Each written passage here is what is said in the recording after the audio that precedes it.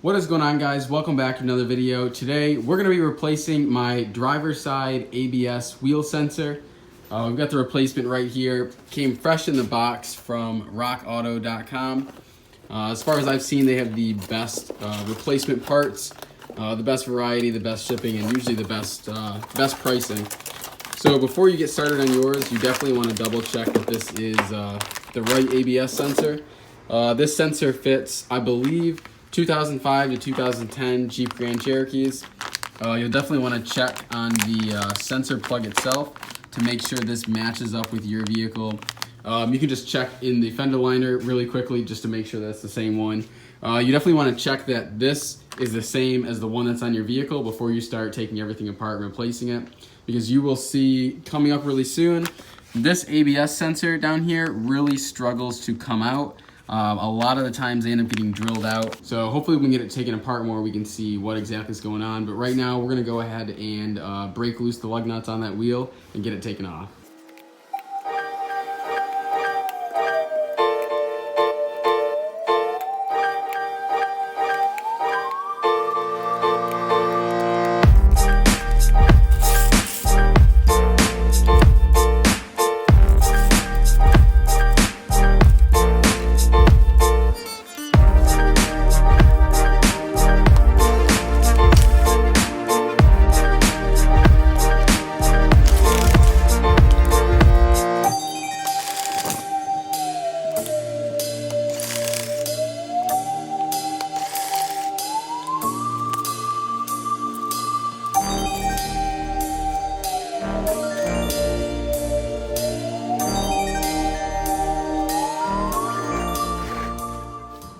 All right, so once you have the wheel off, you definitely want to come in and inspect this sensor to make sure that the connector is the same on this one as it is the new sensor you just bought.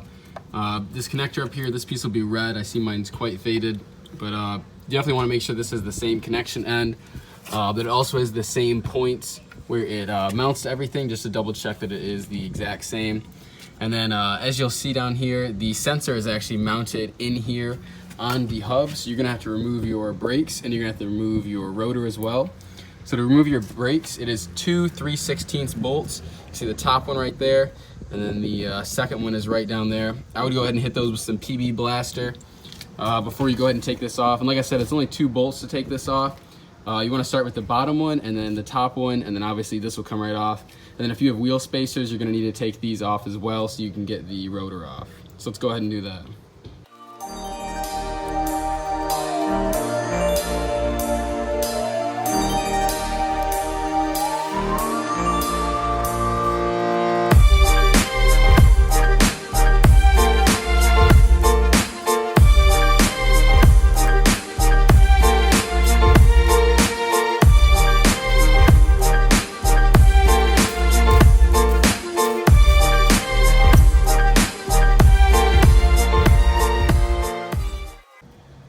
So this bolt holding the ABS sensor on is a hex bolt. You're gonna need a 5.0 hex size to remove it. I just used like a breaker bar type thing and it pulled it off no problem. Once you do get this loose though and get the bolt out, you're gonna wanna take a flathead screwdriver and kind of just like hit it against the sides of this. Again, like I said, the ABS sensor is extremely prone to breaking out inside of there. You obviously wanna avoid that, otherwise you're gonna have to drill or try to pull it out. So you definitely want to like try to knock on the sides of it and knock it loose. Like I said before, I sprayed this with penetrating fluid. Hopefully that will make it a lot easier to take it out. So I've got this sensor broke free. Hopefully I can just pull this right out. Like I said, this has not been out too long ago.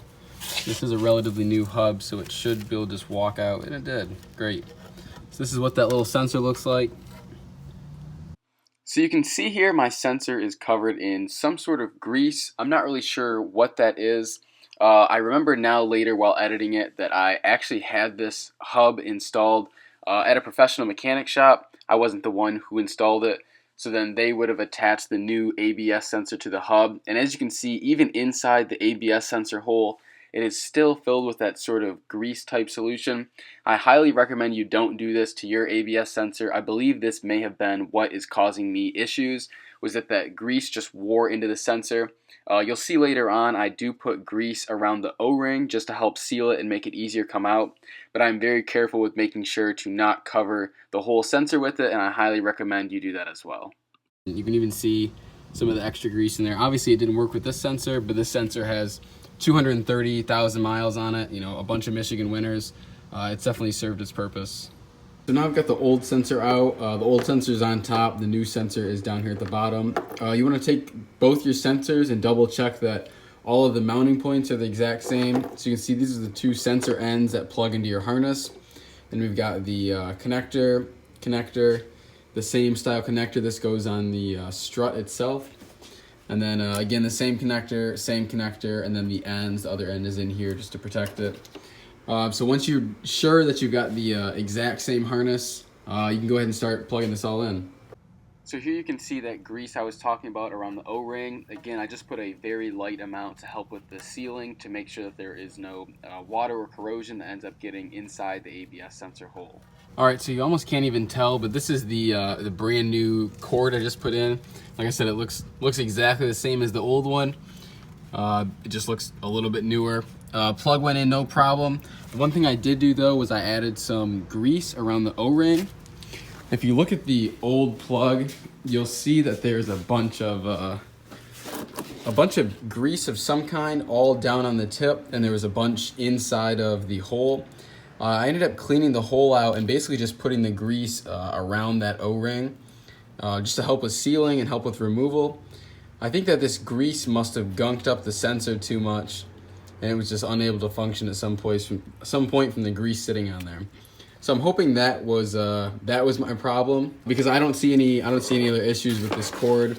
Everything else looks fine. I might have been able to even just clean this extra grease off and have a perfectly fine and functioning cord. Like I said, it only didn't work a few times, and that was mostly when it was raining or anything like that. It started with the rainwater. So I've got it a little bit back together now. I had to put the spacer on, put the brake rotor on. I just got to put the brakes in, 2 bolts, tighten all that down, and then put the wheel on itself.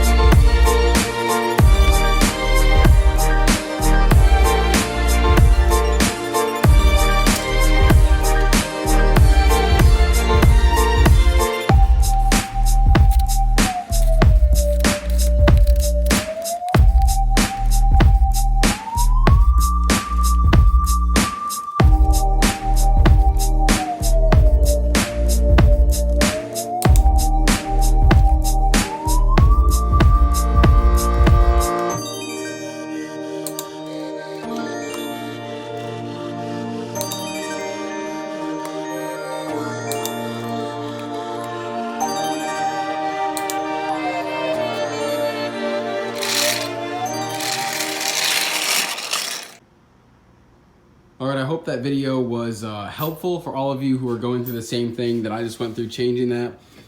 Just for a quick recap, again, you can find these on rockauto.com. I think that's the best place to get them. Also, probably the highest specialty tool you're going to need is a size 5 Allen wrench. I don't really know where the sizing comes from, but on here it is the one that's missing right there, the 5.0. Make sure you have one of those. Without it, you will not be able to do this. Also with this, I recommend putting some grease around the O-ring just to make it easier to come out at a later date in case you have to. But that's about it. I hope you guys learned a lot from this video. If you did, make sure to leave a comment below. Check out our website, www.notrailrated.com. Thank you so much. I will catch you guys in the next video.